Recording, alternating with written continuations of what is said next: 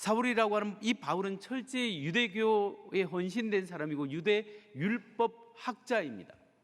이 사람이 얼마나 유대교의 헌신이었으면 신흥 종교 기독교 예수님을 믿는 이 기독교 신자들을 붙잡아서 감옥에 집어넣고 박해하기 위해서 저 멀리까지 있는 다마섹으로까지 가서 예수 믿는 사람들을 박해하기로 위해서 갔습니다.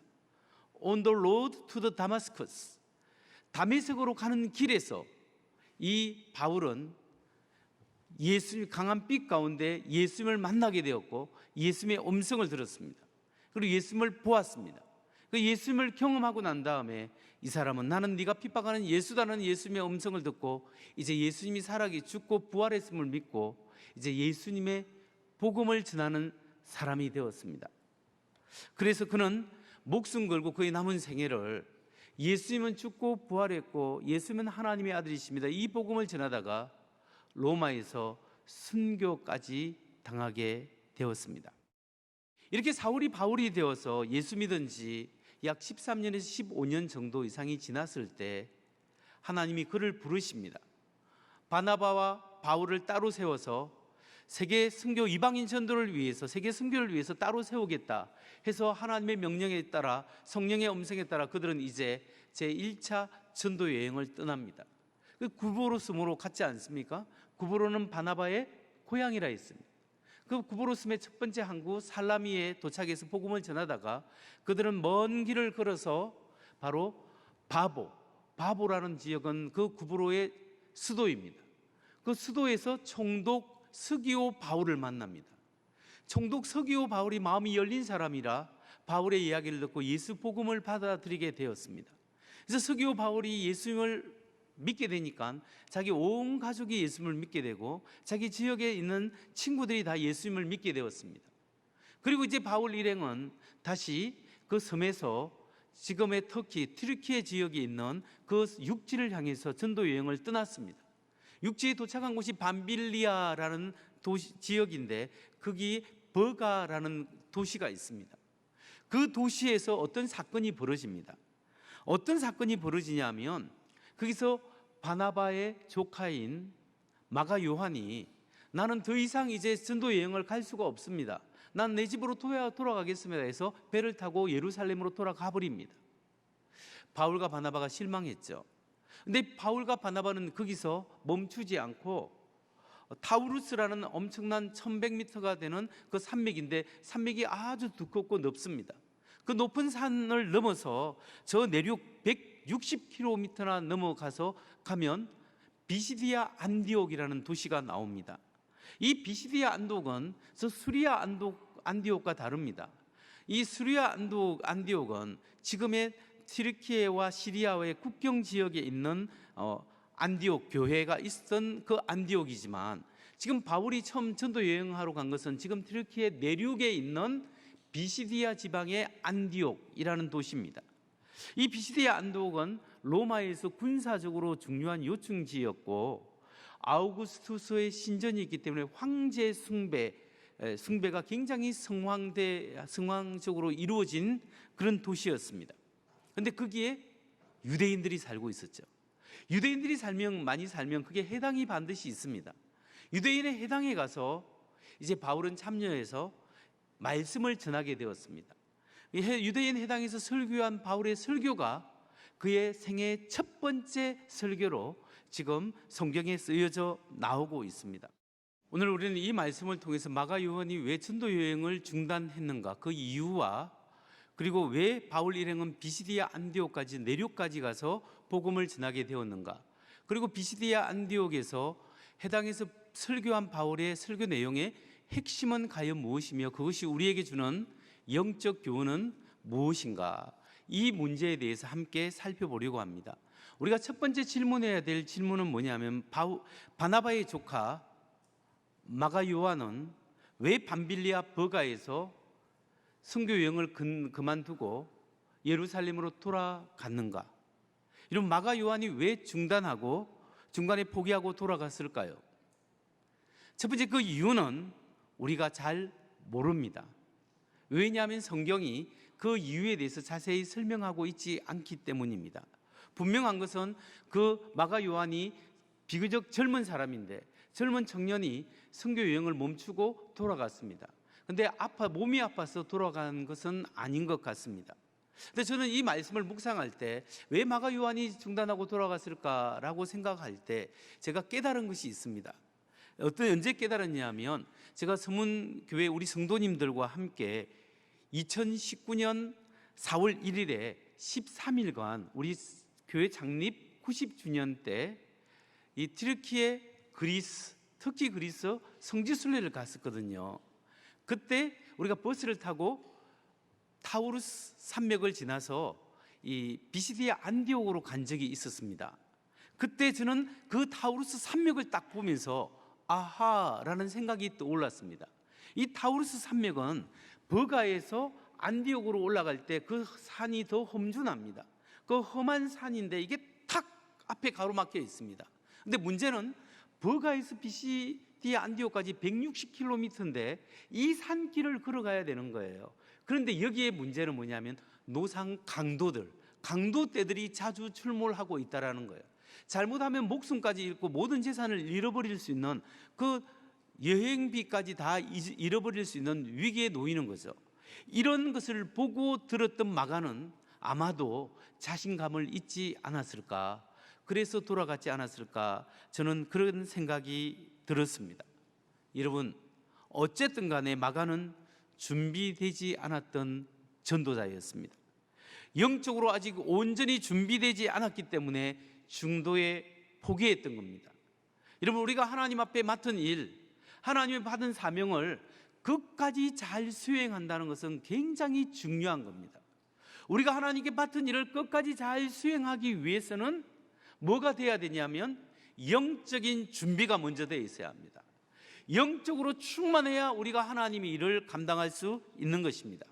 영적으로 메마르면 하나님의 일이 도리어 주님이 나의 짐을 짊어주는 것이 아니라 내가 주님의 짐을 짊어지고 있는 상태가 되는 거예요. 여러분, 그렇기 때문에 우리가 영적으로 먼저 충만하기 위해서는 하나님의 말씀이 내게 충만해야 됩니다. 우리가 기본적인 기도 생활에 충만해야 합니다. 우리가 예배에 참여하고 은혜 받는 일에 충만해야 됩니다. 그리고 말씀을 배우고 말씀으로 훈련하고 이렇게 되는 기본적인 신앙생활에 충만하고 그 은혜 가운데 있을 때 우리가 하나님의 일을 잘 참여하고 완수할 수 있다는 거예요. 이제 두 번째로 우리가 생각해 볼 문제는 바울 일행은 왜 비시디아 안디옥까지 올라갔는가?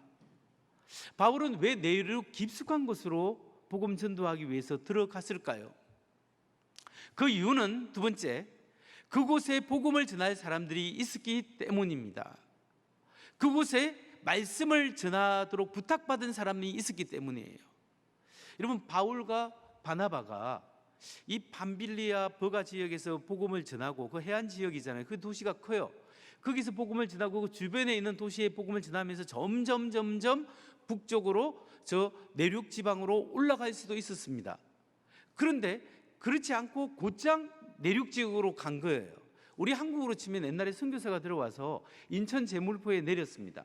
그 지역에서 복음을 전하고 한양, 서울 지역에 이렇게 복음을 전하고 그러면서 점점 확대해 나가는 그런 경향을 보였다면, 어떤 선교사님은 처음 한국에 선교하러 왔다가 그 지역에 아직 인천 지역에 복음이 들어가지도 않았는데 곧장 그냥 쭉 내려와서 우리 청주와 대전에 와서 복음을 전했다. 그럼 뭔가 이유가 있지 않겠습니까? 바울이 그랬다는 거죠. 바울과 바나바가 그 버가라는 해안 도시에서 복음을 전하지 않고 160km 산맥을 넘어서 거기에 올라가서 비시디아 안디옥까지 갔는데 왜 그런 험난한 산을 넘어서 굳이 비시디아 안디옥까지 올라갔겠습니까? 한번 클릭하면 그거 노란 게 나오죠. 버가에서 안디옥까지 올라간 겁니다. 어떤 학자들은 그 이유가 바울이 이 버가에서 말라리아가 걸렸는데 말라리아 열병에 걸렸기 때문에 좀 시원한 곳으로 저 올라가면 거기서 좀 나을까 싶어서 계속 올라가다가 보니까 그까지 올라갔다, 이런 이야기를 하는데 그건 저는 타당하다고 생각하지 않습니다. 왜냐하면 열병 걸린 사람이 얼마나 힘들어요. 힘든 몸을 이끌고 160km 이상으로 계속 한다는 것은 이거는 별로 생각할 수 있는 것이 아니죠. 그런데 스티븐 미첼이라는 학자와 다른 여러 학자의 연구에 의하면 바보의 총독이었던 스기오 바울의 친척 일가가 비시디아 안디옥에 살았다는 것을 이야기하고 밝혀내었습니다. 그래서 유명한 고고학자 윌리엄 램지 경이라는 사람이 세르기우스 파울루스라는 사람의 이름을 발견했는데, 세르기우스 파울루스, 이 사람이, 이게 영어로 표현되어 있지만 한국말로 스기오 바울이라는 사람이에요. 스기오 바울이 이 바부라는 지역에 가보니까 비문이 있는데 그 비문에 스기오 바울, 세르기우스 파울루스 이름이 있고, 그는 그리스도인이었고 그의 가족이 다 그리스도인이 되었고 그의 일가가 다 그리스도인이었다라는 비문을, 실제 그 당시의 비문을 발견하게 된 거죠. 그래서 실제로 스기오 바울이 실제로 존재하였구나라는 사실을 알게 되었고, 또 다른 사람의 연구의 고고학적 발견을 하면 그의 친척들이 비시디아 안디옥에 살고 있었다라는 가능성이 있는 그런 문서들을 발견하게 된 거죠. 이런 고고학적 발견을 고려해 볼 때 스기오 바울이라는 사람 총독이 예수를 믿었어요. 자기 가족이 예수 믿고 일가 친척과 주위 사람들이 예수 믿었습니다. 너무 기쁩니다. 그러다 보니까 어떤 생각이 들었겠습니까? 전 우리의 친척이 있는 저 비시디아 안디옥에 있는 저 사람들도 이 예수님의 복음을 들었으면 좋겠다라는 생각이 들지 않겠습니까? 그래서 바나바와 바울에게 부탁했을 겁니다. 바나바, 바울이요, 지금 내 친척이 저 비시디아 안디옥에 있는데 좀 멀지만 거기까지 가서 복음을 좀 전해주시면 좋겠습니다. 그게 체류할 때 머물 수 있는 장소와 식사 제공을 제가 해달라고 소개장을 써주겠습니다 라고 보냈을 것이 훨씬 더 가능성 있는 이야기입니다. 여러분, 이런 것을 우리가 고려해 볼 때 오늘 이 사실을 통해서 우리 생각해 볼 것은, 복음 전도는 가까운 일가 친척으로부터 시작해야 한다라는 사실을 생각할 수 있습니다. 스기오 바울이 예수 믿고 난 다음에 자기 일가 친척이 생각났듯이, 그래서 간곡히 부탁했듯이 멀리 있는 사람, 선교지에 있는 사람을 선교하는 것, 그것도 굉장히 중요한 일입니다. 그러나 그와 못지않게 중요한 것은 내 가까이 있는 사람, 내 가족, 내 친척, 내가 아는 사람, 나를 사랑하는 사람, 직장 동료, 이런 사람에게 예수님의 복음을 전하는 것이 굉장히 중요하다는 사실을 우리가 생각해야 합니다. 여러분, 하나님께서 왜 여러분을 그 자리에 놓아두었을까요? 하나님께서 왜 여러분에게 내게 이런 일을 맡겨주었을까? 왜 원치도 않게 나로 하여금 이 사람을 만나게 계속 해주실까? 이런 것을 통해서 어쩌면 하나님께서 우리에게, 그 사람에게 복음을 전하도록 하나님께서 인도하시기 위해서 했을 수 있다는 것을 생각해야 합니다. 이제 세 번째 질문할 것이 있습니다. 우리가 세 번째로 살펴볼 것은, 바울이 비시디아 안디옥이라는 해당에서 설교를 했습니다. 바울이 설교한 설교의 핵심적 내용은 무엇일까요? 바울의 설교의 핵심 내용은 무엇인가? 세 번째, 그것은 예수님의 메시아 되심과 그분의 십자가 죽음과 부활을 증거했습니다. 바울은 예수님이 구약에 예언된 메시아요, 그분이 십자가에 죽고 부활했고 그 예수를 믿는 자마다 죄 용서함을 받고 의롭다고 인정함을 받는다는 사실을, 복음의 핵심을 선포하고 설교했습니다. 이 사도행전 13장에 보면 비시디아 안디옥에서 바울의 설교가 나오는데, 바울의 첫 번째 설교예요. 그리고 전문이 나오는데, 이거는 바울이 한 모든 말을 다 하나님이 기록해 놓은 게 아니라 요약해 놓았다, 이렇게 생각할 수 있습니다. 그런데 바울이 설교를 시작하면서 뭐라고 하냐면, 바로 예수님부터 이야기하지 않고 그 유대인들에게 이렇게 이야기합니다. 저 조상들의 하나님, 그러니까 이스라엘 역사를 이야기하면서 아브라함과 이삭과 야곱의 하나님의 역사 속에서 이야기하면 출애굽을 이야기하고, 그리고 다윗 왕을 이야기합니다. 다윗의 왕의 후손을 통하여 주실 메시아를 이스라엘 백성은 기대했는데, 그 기대한 메시아가 누구냐? 예수님이다. 그런데 예루살렘 관리들이 그 예수님을 알아보지 못하고, 메시아를 알아보지 못하고 십자가에 못 박혀 죽었지만 하나님이 그를 살리셨다. 누구든지 그를 믿는 자마다 죄의 용서함을 받는다. 이 사실을 선언하고 있습니다. 우리 다 함께 사도행전 13장 27절에서 30절을 보겠습니다. 예루살렘에 사는 자들과 그들 관리들이 예수와 및 안식일마다 외우는 바 선지자들의 말을 알지 못하므로 예수를 정죄하여 선지자들의 말을 응하게 하였도다. 죽일 죄를 하나도 찾지 못하였으나 빌라도에게 죽여달라고 하였으니 성경에 그를 가리켜 기록한 말씀을 다 응하게 한 것이라. 후에 나무에서 내려다가 무덤에 두었으나 하나님이 죽은 자 가운데서 그를 살리신지라. 바울이 지금 말씀하고 있는 것이 구약의 메시아, 예언된 메시아가 예수님이시고, 그 사람들이 메시아 예수님을 죽였으나 하나님이 그를 살리셨다라고 명확하게 선포합니다. 그리고 난 다음에 바울은 이 예수님을 구주로 믿는 자마다 죄의 사함을 받고 의롭다 하심을 잊게 된다는 것을 이야기하는 거죠. 13장 38절 39절입니다. 그러므로 형제들아, 너희가 알 것은 이 사람을 힘입어 죄의 사함을 너희에게 전하는 이것이며, 또 모세의 율법으로 너희가 의롭다 하심을 얻지 못하던 모든 일에도 이 사람을 힘입어 믿는 자마다 의롭다 하심을 얻는 이것이라. 바울은 예수님을 힘입어 죄의 사함을 받고 그를 통하여 우리가 의롭다 하심을 얻는 이 예수님의 복음을 선포했습니다.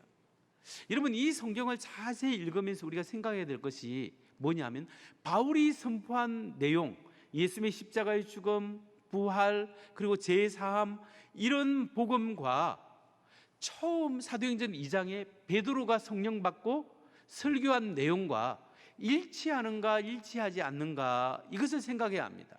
일치해야 기독교 복음이 온전하고 실제로 맞다라는 거죠. 근데 사도행전 2장에도 베드로가 이렇게 성령 오순절날 성령 강림 사건 이후에 성령 받아서 나가서 사람들에게 복음을 전하고 설교를 했습니다.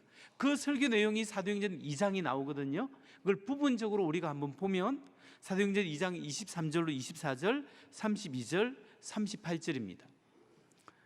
그가 하나님께서 정하신 뜻과 미리 아신 대로 내준 바 되었거늘 너희가 법 없는 자들의 손을 빌려 못 박아 죽였으나 하나님께서 그를 사망의 고통에서 풀어 살리셨으니 이는 그가 사망에 매여 있을 수 없었습니다. 이 예수를 하나님이 살리신지라 우리가 다 일의 증인이로다. 베드로가 이르되 너희가 회개하여 각각 예수 그리스도의 이름으로 세례를 받고 죄의 사함을 받으라. 그리하면 성령의 선물을 받으리니. 여러분, 베드로의 설교에도 어떻습니까? 설교 내에도 예수님의 십자가의 죽음과 부활과 죄의 사함의 복음을 이야기하고 있지 않습니까? 사도행전 3장 19절 그 이후에 있는 베드로의 설교도 마찬가지입니다. 그러므로 너희가 같이 한번 읽겠습니다. 시작. 그러므로 너희가 회개하고 돌이켜 너희 죄의 없이함을 받으라. 이같이 하면 새롭게 되는 날이 주 앞으로부터 이럴 것이요. 너희가 회개하고 돌이켜 너희 죄의 없이함을 받으라 라고 베드로는 회개의 복음을 이야기했습니다. 베드로도 예수 그리스도의 십자가의 죽음과 부활과 죄 용서함의 은혜를 설교했고, 사도 바울도 예수님의 십자가의 죽음과 부활과 죄 용서와 믿음으로 의롭게 되는 데까지 같이 이야기한 거예요. 따라서 베드로 설교나 사도 바울의 설교가 동일하다고 우리는 볼 수 있는 거죠. 여러분, 초기 사도들이 베드로든 사도 바울이든 그 어떤 사도든 똑같은 복음을 전했는데 똑같은 복음의 핵심이 뭐겠습니까? 그래서 예수님께서 당신의 죄를 위하여, 예수님은 메시아다, 예수님은 구약에 예언된 메시아요, 그 메시아를 헬라말로 그리스도입니다. 예수님은 메시아요 그리스도입니다. 그리스도는 구세주입니다. 예수님이 메시아요 구세주인데, 이 예수님이 우리 죄를 위하여 십자가에 죽고 사흘 만에 부활하셨습니다. 그런데 누구든지 예수님을 구주로 믿기만 하면 죄의 용서함을 받고 하나님 앞에 어렵게 된다는 사실을 모든 사도들이 동일하게 선포했다는 겁니다. 여러분, 왜 사도들이 선포한 이 예수 그리스도의 십자가의 죽음과 부활과 제3의 그 은혜가 왜 중요한 줄 아십니까? 나의 죄를 대신해서 십자가에 죽으신 그 예수님, 그 예수님을, 부활하신 예수님을 믿을 때 하나님이 예수님의 피공로로 의해서 나의 죄를 용서해 주십니다. 나의 죄를 용서해 주시고 나를 의롭다고 인정해 주세요. 그리고 나를 하나님의 자녀로 받아주십니다. 여러분, 하나님의 자녀로 받아주실 뿐만 아니라 삼위일체 하나님이 누리는 하나님의 영광의 나라로 우리를 초대해서 하나님의 영광을 함께 누리도록 우리를 하나님 나라로 초대하는 거예요. 그렇기 때문에 우리 그리스도 예수 믿는 그리스도는 이 땅을 살더라도 이 땅에만 속한 것이 아니라 우리가 영광된 하나님의 나라, 영원한 하나님의 영광 안에 참여할 그 은혜가 있습니다. 그 은혜로 가는 통로가 누구냐면 예수 그리스도의 십자가의 죽음과 부활의 은혜 때문에 그렇다라는 거예요. 여러분, 하나님의 은혜를 받은 사람은 우리의 존재와 삶의 목적이 예수 그리스도와 하나님의 나라가 되어야 됩니다. 예수 그리스도의 복음과 하나님의 나라를 위하여 살아야 합니다. 여러분, 이런 놀라운 은혜를 깨달은 사도 바울이 구원받은 하나님의 나라와 예수 그리스도의 은혜를 위하여 그 받고 살아가는 삶의 자세에 대해서 이야기했습니다. 예수 믿는 사람이 어떻게 살아가야 하는가? 그 삶의 자세를 사도 바울이 우리에게 강력한 톤으로 안내해 주는 것이 로마서 14장 7절 8절이에요. 같이 한번 읽겠습니다. 시작. 우리 중에 누구든지 자기를 위하여 사는 자가 없고 자기를 위하여 죽는 자도 없도다. 우리가 살아도 주를 위하여 살고 죽어도 주를 위하여 죽나니 그러므로 사나 죽으나 우리가 주의 것이로다. 아멘. 우리가 살아도 주를 위하여 살고 죽어도 주를 위하여 죽나니 그러므로 사나 죽으나 우리가 주의 것이로다. 여러분, 예수 그리스도의 십자가의 죽음과 부활의 복음을 들은 사람들, 영광된 하나님 나라에 참여하게 된 우리들은 이 땅의 것만 파묻혀서 땅의 것만 생각하고 살면 안 됩니다. 우리에게는 영원한 하나님의 나라가 있고 영광된 주님의 나라가 있습니다. 그렇기 때문에 우리가 살아도 주를 위하여 살고 죽어도 그 하나님의 나라를 위하여 사는 겁니다. 이것이 오늘날 사도 바울이 하나님의 말씀이 우리에게 알려주는 겁니다. 여러분, 우리가 돈을 벌어도 주를 위하여, 직장을 다녀도 주를 위하여, 자녀들을 양육하고 가정을 이루도 주님을 위하여, 무엇을 먹고 무엇을 해도 다 하나님의 나라를 위하여 살아가야 한다. 이것이 주를 위하여 사나 죽으나 주를 위하여 살아가는 것, 이것이 오늘날 우리 그리스도인이 잃어버린 이 삶의 자세라는 겁니다. 저와 여러분이 잊고 살았습니다. 우리가 그냥 살아가는데 하나님 너무 힘듭니다. 나 질병이 있는데 질병 고쳐주세요. 하나님 문제가 있는데 문제 해결해 주세요. 하나님 경제적으로 도와주세요. 하나님 우리 누구 고민이 있는데 좀 해결해 주세요. 여러분, 우리 크리스찬이 이런 기도 할 수 있어요, 없어요? 할 수 있고 해도 되고 해야 됩니다. 그러나 이것은 우리의 삶이 살아가는 문제이지만 그럼에도 불구하고 이런 문제가 있음에도 궁극적으로 우리가 바라고 궁극적으로 우리가 생각해야 될 것은 사나 죽으나 우리는 주의 것이고 주의 나라를 위하여 살아가고 우리가 사나 죽으나 하나님의 나라를 위하여 살고 죽는 이 삶의 자세는 놓치지 말아야 한다는 거예요. 그런데 우리가 만약 나의 필요와 나의 소원을 초월해서 하나님의 나라와 하나님의 영광을 위하여 살아간다면, 초라한 이 모습을 통해서 하나님이 하실 일을 꿈꾸고 하나님의 영광을 위해서 나의 작은 탈란트를 헌신하고 나의 꿈과 나의 비전보다 더 큰 하나님 나라에 헌신하게 되면, 이렇게 되는 사람은 무엇으로 충만하면 예수로 충만하는 거예요. 성령으로 충만하는 거예요. 예수로 충만한 사람은 나중에 내가 보이는 것이 아니라 예수가 보이는 거예요. 하나님의 은혜입니다. 내가 살아온 것 같지만 하나님께서 인도하셨습니다. 하나님의 은혜입니다. 예수로 충만한 사람이 되고, 그래서 세상과 나는 간 곳 없고 구속한 주만 보이도다. 여전히 걱정이 있고 여전히 근심이 있고 여전히 아픔이 있지만, 그러나 내 속에서 끊임없이 나에게 용기를 주시는 하나님의 나라의 소망, 예수 그리스도의 은혜가 내 안에서 계속으로 하나님의 사랑이 내 안에서 나를 강건하시기 때문에 그리스도의 사랑이 나를 강건하시기 때문에, 그 은혜가 내게 있기 때문에 세상과 나는 간 곳 없고 구속한 주만 보이도다. 이 찬송가 288장의 고백이 나의 고백이 되는 거예요. 우리에게는 영광된 하나님의 나라의 소망이 있습니다. 오늘 나의 삶에 아픔이 있고 어려움이 있어도 예수를 바라보십시오. 그분이 나를 위해 죽고 부활하셨고, 그분을 의지할 때 그분이 영광된 하나님 나라로 우리를 계속적으로 인도하고 계십니다. 그래서 우리는 사나 죽으나 주만 바라보며 살아가는 우리 모두가 되기를 주의 이름으로 축원합니다.